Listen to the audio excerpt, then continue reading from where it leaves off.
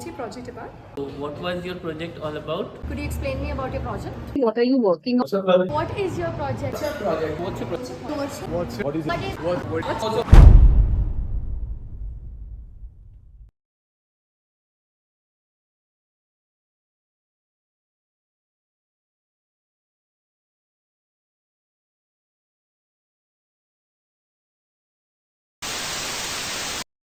I think neurodiversity is just different ways someone's mind works.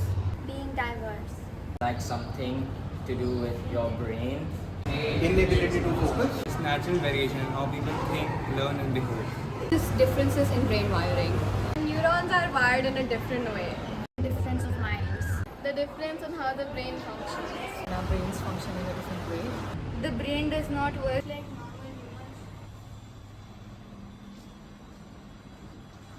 So they all kind of said the same thing. Yeah, and they're not technically wrong, but before we go any further, let's just explain what properly means. Yes. So here's what neurodiversity actually means. As quoted by Harvard, neurodiversity describes the idea that people experience and interact with the world around them in many different ways. There is no one right way of thinking, learning, and behaving, and differences are not viewed as deficits. All neurodivergent children are not the same. They all have different abilities and are special in their own ways. Now let's look at what a child specialist has to say about the many different conditions that a child may have. For the commonest condition nowadays is autism and ADHD, and other conditions that we come across is conduct disorders, oppositional defiant disorders, Down syndrome, cerebral palsy, developmental delays. This chart showcases a serious problem. It shows that the children between the ages 0 to 18 who are globally suffering with a neurodiverse condition. Globally, around 4.3 are between the ages of 0 to 4, 12.5 are between the ages of 5 to 17, and 10.1 are between the ages of 0 to 17. Major challenge that we come across in these conditions is the awareness, the lack of awareness that people have. Because early intervention is the key in these conditions, and if a child reaches to us before age of 3, we can actually take them out of that spectrum. But majorly, we get kids after age of 4 years when they start with the schooling. According to the information we received from Dr. Joy, we have concluded that even if the school recognizes and supports a neurodiverse student, one of the biggest challenges still remains at home, parent acceptance. Sometimes parents don't accept the fact that a child might learn and behave a bit differently than others. They fear what others might think. This delay means that the students don't get the help they need from early ages.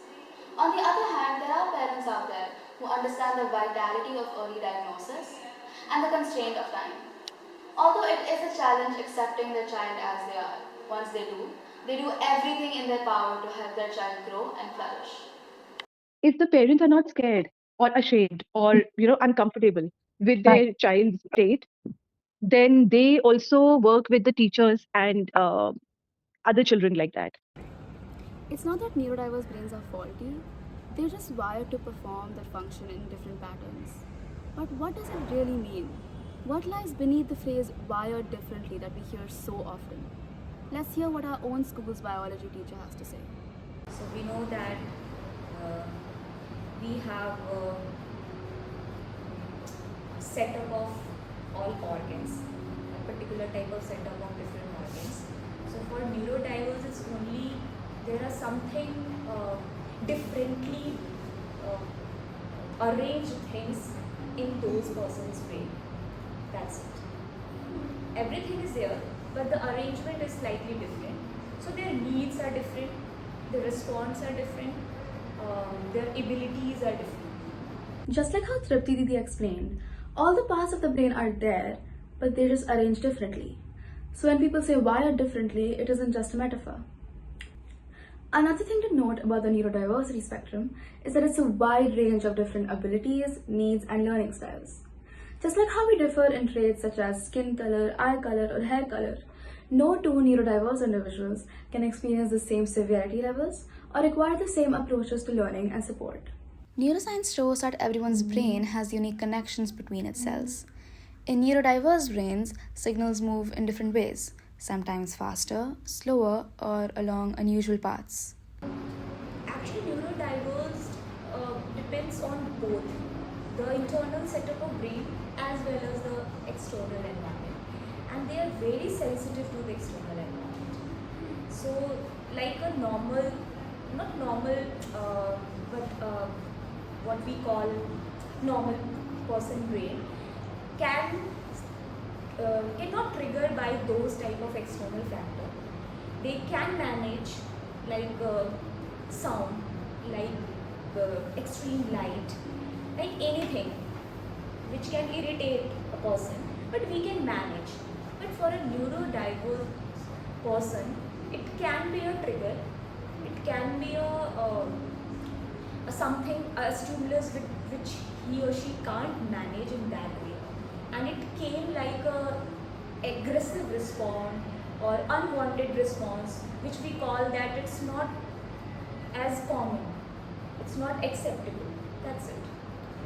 Research on the National Institutes of Health shows that in ADHD, the brain networks that control attention and filter distractions interact differently. For instance, irrelevant stimuli can create stronger neural responses, making it harder to ignore.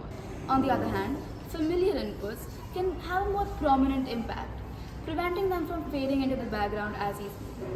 Meanwhile, studies at the MIT show that in dyslexia, reading pathways show reduced neural adaptations. When the same word is seen repeatedly, the brain doesn't settle in as efficiently as it does for non-dyslexic readers. These discoveries suggest that neurodiverse brains aren't broken, they're just simply variations. For the majority of students, tasks such as writing an essay, solving a math problem, and participating in group activities may appear routine. However, for neurodiverse children, these everyday activities can be perceived as tough and exhausting. The common challenges are, which is a major overlap in any diagnosis you take, is the understanding and expression of a language and communication, which further transfers to the academic language, which also needs understanding and expression. It's a degree, it varies. You can't say that everyone will have a same challenge, everyone will sure have these kind of problems. It's every individual is different. Neurodiverse students often face challenges with reading, writing, focus, and memory, which can sometimes lead to feeling isolated. Unfortunately, these struggles are often mistaken for laziness and disruptive behavior instead of being understood as different ways of learning and thinking. Attitudes of classmates play a huge role in shaping the experiences of neurodiverse students. Positive attitudes can foster a safe and supportive environment, while negative ones can lead to feelings of frustration and exclusion. To gain more insights, we conducted a survey worldwide, asking students how much they know about neurodiversity and how they treat their peers. The survey provided useful insights, serving about 90 students, while a larger sample size would have provided a broader perspective. The results were mixed. While 48% of students said they knew what neurodiversity is, the majority, over 50%, did not have a clear understanding of the term. This shows that many students still lack awareness, which can lead to misunderstandings in the classroom. Awareness goes beyond just recognizing the word neurodiversity. We asked students which conditions they believe were part of it. Most correctly identified autism, ADHD, OCD, and Down syndrome. However, some students were unsure, with choosing anxiety and eating disorders. These misconceptions show how gaps in knowledge can shape attitudes in the classroom. Furthermore, we also asked students if they had seen neurodiverse classmates improve with school support. The pie chart shows 55% said yes, 14% no. This suggests the growth often depends on the awareness and accommodations provided by the school. But statistics don't tell the full story. To understand the impact more deeply, we asked students to share their experience with neurodiverse students. Some said peer support makes a big difference, while others said that the classroom's attitudes had little to no impact. These varied perspectives show how powerful attitudes can be. So let's hear from the students themselves. I find to keep interaction with him longer.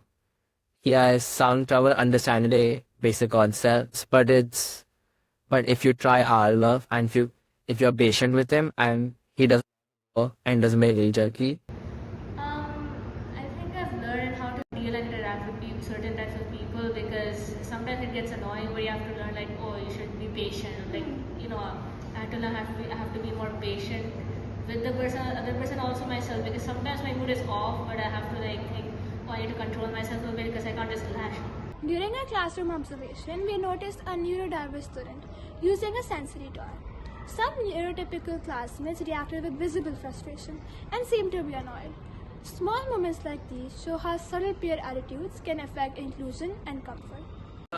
Well, firstly, I would just try to be more casual with them, because my classmates get a bit stiff with these guys. For example, my classmates stay away, they don't sit with him much, stay away from him usually, and whenever they talk to him, they try to like sort of talk slowly at a slow pace when he can easily understand what you're saying at a normal pace. Okay, so I don't really notice that much because, like I said, I have the attention span of a bullfish. But I do notice some of my friends being a little nicer to the neurodiverse people. Have you ever adjusted how you work in a diverse group? Okay, so when I'm with my other friends, I do tend to fidget with their stuff a lot. Like I will start going through their pencil pouches and doing stuff like that. But I don't do that with because I know it's probably going to tick him off. Along with students' attitudes, teachers' perceptions of neurodiverse students play a huge role in shaping classroom inclusivity and learning outcomes. How teachers understand, support, and respond to neurodivergent students can significantly influence not only academic performance, but also confidence, social skills, and participation. During classroom observations, it was evident that teachers went out of their way to make sure that neurodivergent students felt included and supported. The class teacher consistently called on these students to open their notebooks, answer questions, and they encouraged them to be more engaging in the class. See, they definitely need a support because language is always a barrier for 80% of the PhD children. Either they are good with English or Hindi.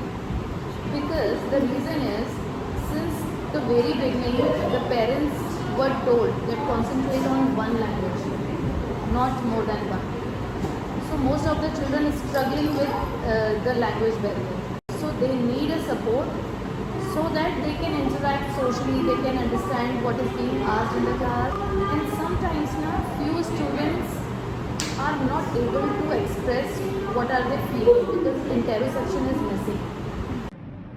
These perceptions have a significant influence on the overall feel of an inclusive classroom. When a teacher recognizes potential in a neurodivergent student, they should support them instead of lowering their expectations. Simple adjustments such as providing extra time or flexible tasks can surely make a difference. In every classes there are some. We have to be more sensitive while dealing with them.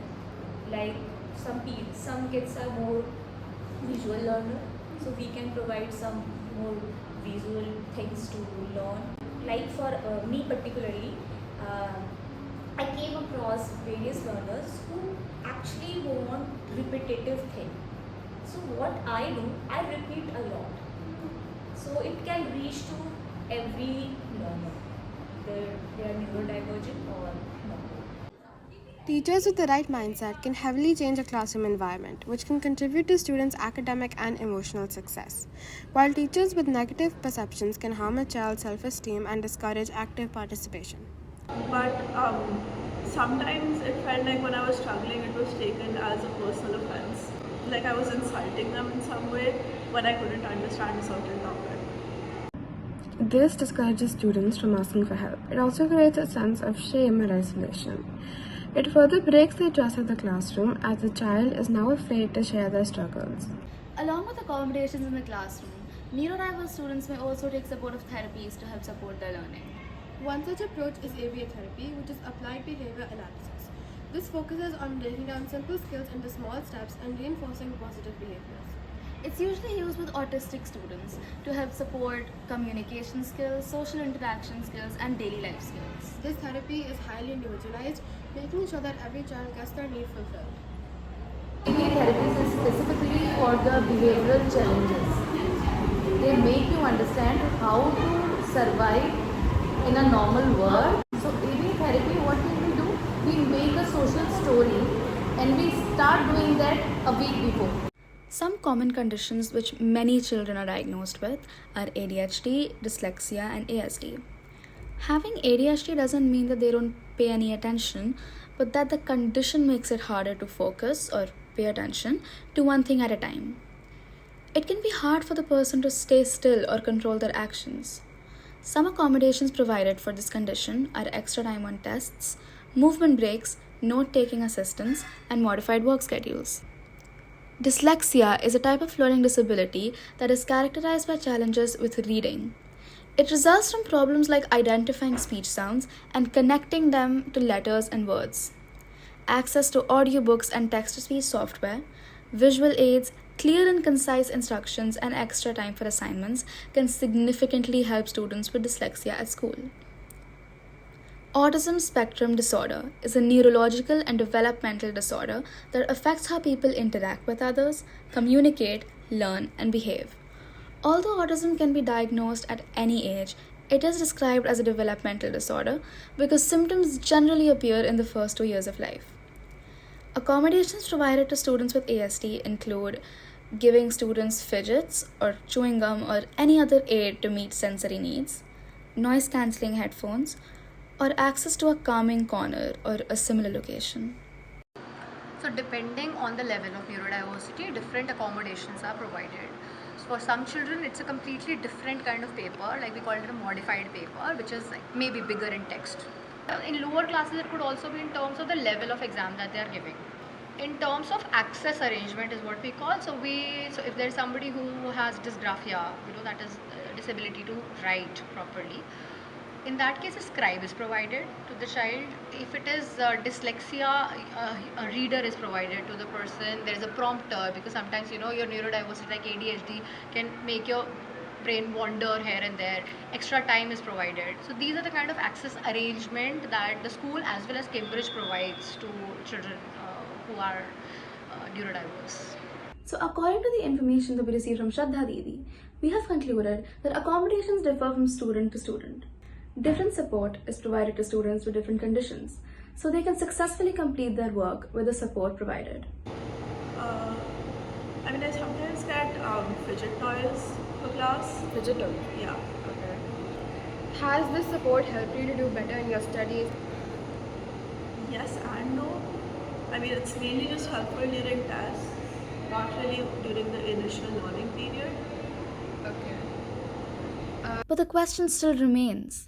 Has the support provided ultimately helped the neurodiverse student or not? There is no straightforward answer. Accommodations work differently for all individuals.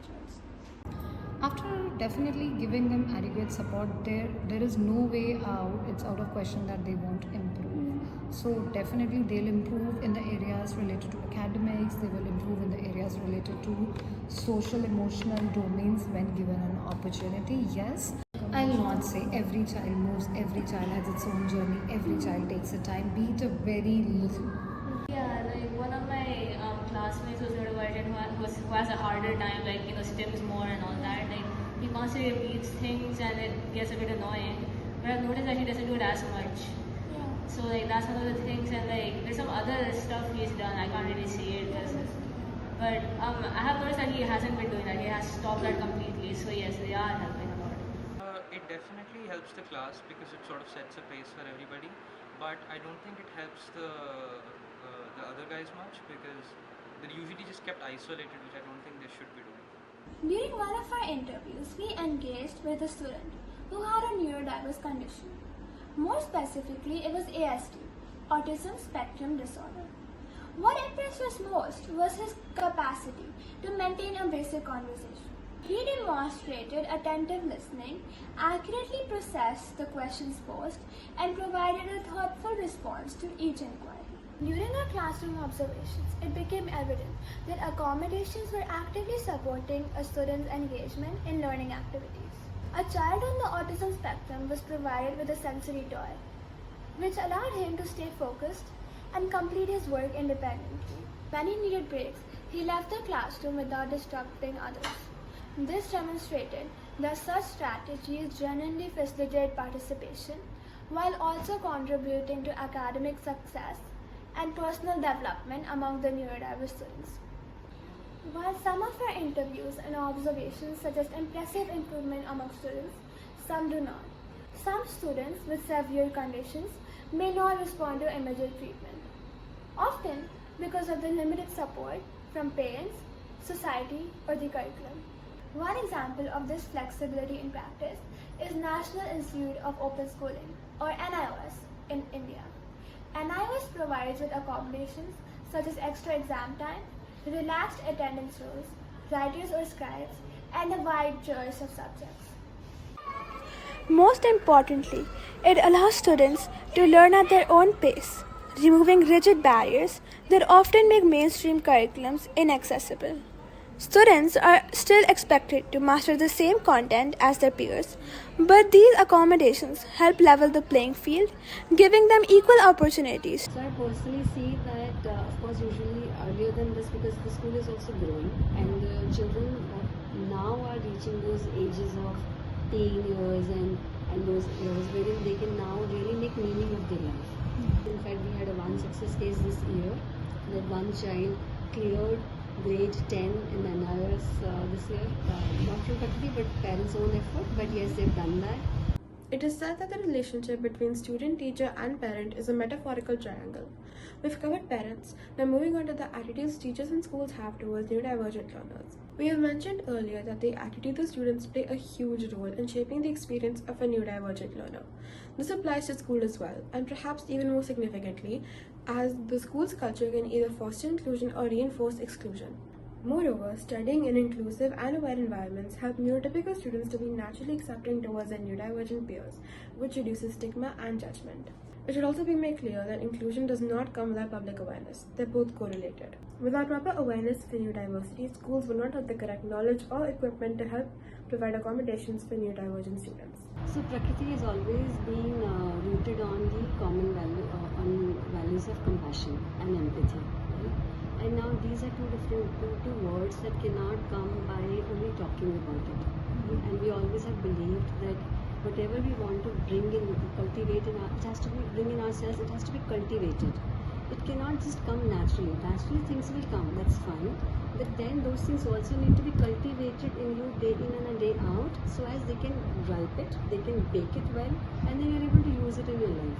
So that was the primary idea behind making an inclusive school, because we see different abilities all around us. So how are we learning and accepting on an everyday basis?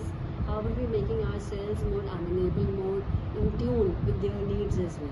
This will come only when you interact with them in your daily life. Recognition and support can play a significant role in neurodiverse students' academic performance. Said more than half of the 90 responses we received have not encountered events or campaigns regarding neurodiversity. This represents lack of awareness and recognition in most schools. While the majority of respondents acknowledge that their schools do offer support to neurodiverse learners, a few individuals express that their schools do not provide such support. Additionally, there are some respondents who are unsure whether or not their school offers support. On the other hand, there are some schools who don't usually spread awareness about neurodiversity, let alone provide accommodations. Support or accommodation, and do you avail them? No. From what I know, my school doesn't provide any specific support for ADHD. She highlights that her school isn't aware of her condition and does not provide support in any way. Due to the absence of recognition, she may not feel included in group activities. Because of this, she struggles in classes and some lessons, which puts a strain on her academic performance and overall confidence. I know about some stuff, like they have people who help them write, or people who have little classes and stuff afterwards with them. Yeah. Okay. So do you think that helps them? Yes. Okay, so sometimes he doesn't focus at all in class and the task that's on hand. So I think the little extra class things are pretty useful. As explained by Damini, she tells us how she is aware of the support that is provided to the neurodiverse students in her classroom. She later explains how this support has significantly helped him in many aspects. Early support can be life-changing for neurodivergent students. When they are recognized at a young age, with the correct guidance, they can reach their full potential. We observe any changes in their academic performance and personal growth, like improved confidence, affection, after these supports were included. Definitely. So of course, in clinic I used to see it more directly in terms of interventions happening and seeing their progress. But now, since I've started, and now that I'm a part of the school, I see it in a more naturalistic setting, which is their setting, and I find it doing wonders. Support in schools not only helps neurodiverse students in structured interventions, but also carries over into their everyday classroom life. Let's hear directly from a student about how these accommodations have helped her succeed academically and personally. Your school provide any support or accommodations, and do you avail them? Yeah, so since I was a kid, whichever school I have gone through, they have supported me throughout. So, like in exams, they have given me extra time and followed all the dyslexia rules and all. So, Has this support helped you do better in studies, like in tests, homework, or focusing in class, and social life too? yes, it did help me because, like as I said, in exams, it is a little difficult because, for me, I won't be able to write an exam in like 1 hour or something. I need a little extra time, and sometimes there's a reader for me. I think now that stage has come in, wherein we are seeing children clearing their grade 10 from NIOS. In fact, we had one success case this year. And now we are more focused on imparting vocational skills to them so that they're able to set up their own business, small business or entrepreneurs.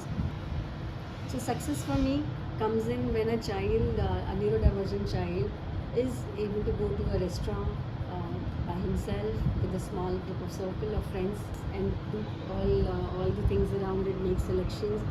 According to the All India Survey on Higher Education, in India, only about 0.2% of students enrolled in higher education institutes are students with disabilities, highlighting the broader challenges that many neurodivergent students also face. Yet schools are only beginning to build pathways that bridge classroom learning with real-world readiness. The school is trying their level best, but if you speak about the higher education, then I will say no, we don't have that setup. According to Neha Didi, neurodiversity is a condition that cannot be cured. If the strengths and weaknesses of a student are correctly analyzed, they can go on to do a great job in the future. Local evidence suggests that while schools provide early essential support, the transition to higher learning is still underdeveloped. As Bharati noted, grade 10 graduation itself was considered a landmark. The reality is, the majority of neurodiverse students are still not systematically prepared for higher education. In India, access to quality support and accommodations is far from equal. There are a few private schools who have inclusive programs, well-trained teachers, and therapies. So there are very good specific trainings that happen with Bridge team. So the first and foremost training that the Bridge team goes through is working actually on the ground, because whatever we are taught in our textbooks about neurodivergence and different things, but every child is very different. It is not that one formula fits everyone.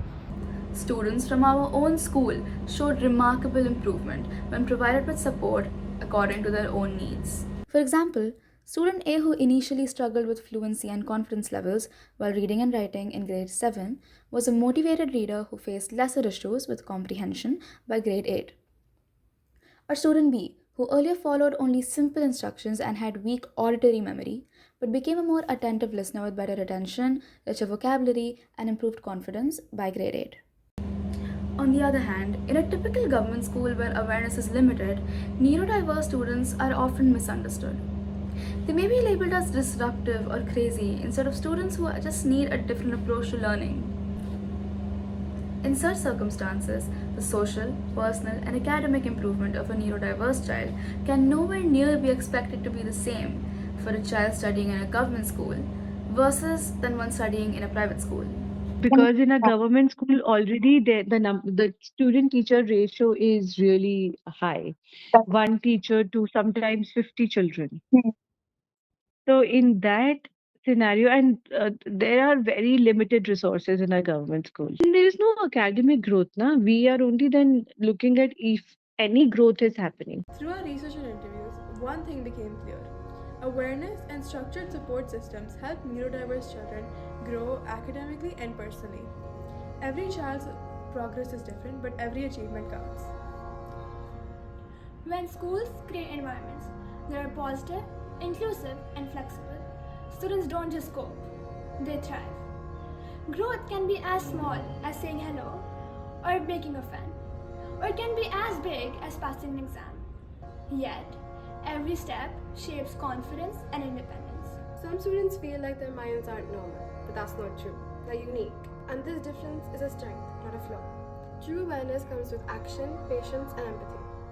We hope our documentary helped you realize that neurodiversity isn't anything that needs fixing. It just needs to be understood, accepted, and included in daily lives. Support needs to be lived, and inclusion isn't a finished chapter. It's a story you'll be writing on a daily basis. One child, one understanding, and one step